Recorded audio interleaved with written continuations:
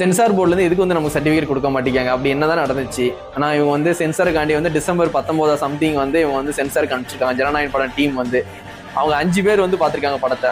அதில் வந்து ஒருத்தர் மட்டும் இந்த படம் வந்து ஸ்டாட்டிஸ்ஃபேக்ஷன் ஆகலை அப்படின்னு சொல்லிட்டு அவங்களோட சென்சார் போர்டு ஹெட்டுக்கு வந்து ஒரு மெயில் போட்டிருக்காரு. சரிங்களா? அந்த மெயிலில் வந்து 2 வந்து மென்ஷன் பண்ணியிருக்காங்க. அது என்னன்னு கண்டிப்பாக தெரிஞ்சுக்கோங்க. ஃபாரின் பவர்னா வில்லனா இருக்கலாம். சரிங்களா? ஃபாரின்லேருந்து ஒரு பவர் வந்து இந்தியாவில் வந்து மத பிரச்சனையை வந்து உருவாக்குற மாதிரி இருக்கு அப்படின்னு வந்து மென்ஷன் பண்ணியிருக்காரு. அப்போ அந்த படத்தை பார்த்தா கண்டிப்பாக மத பிரச்சனை வரும் அப்படின்னு சொல்லி மென்ஷன் பண்ணியிருக்காரு. சரிங்களா? 2வது பாயிண்ட் என்னன்னா, இதில் வந்து ஆர்மி ரெஃபரன்ஸ் வந்து நிறையவே இருக்கு. ஆர்மியில் உள்ளவங்க கண்டிப்பாக ஆர்மியில் உள்ள ஒருத்தர் ஹெட்டு வச்சு இந்த படத்தை வந்து பார்க்க வைக்கணும். இப்போ ஆர்மியில் வந்து ஒருத்தங்க இருப்பாங்க, பெரிய ஹெட்டாக இருப்பாங்க, இல்லாட்டி அவங்க சினிமா சம்மந்தப்பட்ட ஆர்மியில் இருக்காங்கன்னு வச்சுக்கோங்க. அவங்கள வச்சு இந்த படத்தை வந்து அவங்களுக்கு இந்த படத்தை போட்டு காட்டணும்.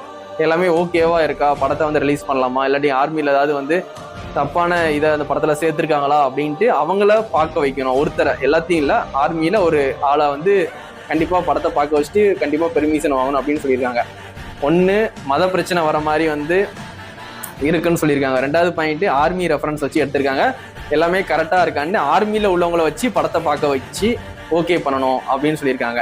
இதுக்கு எங்களுக்கு டைம் வேணும், 20 நாள் டைம் வேணும். அதுக்குள்ளே இவங்க வந்து கோர்ட்டுக்கு வந்துட்டாங்க. எங்கள் பக்கத்தில் இருக்க நியாயத்தை வந்து எங்களை சொல்லவே விட மாட்டேங்கிங்க அப்படின்னு சொல்லி தான் வந்து கேஸ் போட்டுகிட்டே இருக்காங்க. அப்படியே வந்து தான் இப்போ வந்து படம் வந்து ரிலீஸ் ஆகாமல் ஹியரிங்காக போய்கிட்டு இருக்கு. அதனால வந்து இந்த படத்தில் விஜயனை நிறைய டைலாக் சொல்லியிருக்காங்க. சரிங்களா? பகவத் கேசரின்னு சொல்கிறாங்க. அந்த படத்தோட ரெஃபரன்ஸ் மட்டும் தான் இருக்குது. ஆனால் அது போக அந்த படத்தில் வந்து டிவிக்கு சம்மந்தப்பட்டது நிறைய இருக்கும். பிரச்சாரம், அது மாதிரி விஜயனை பிரச்சாரம் டிவிக்கேன்னு மென்ஷன் பண்ணியிருக்க மாட்டாங்க. ஆனால் ஒரு பிரச்சாரம் மாதிரி நிறையாவே இதில் வந்து ஆட் பண்ணியிருக்காங்க.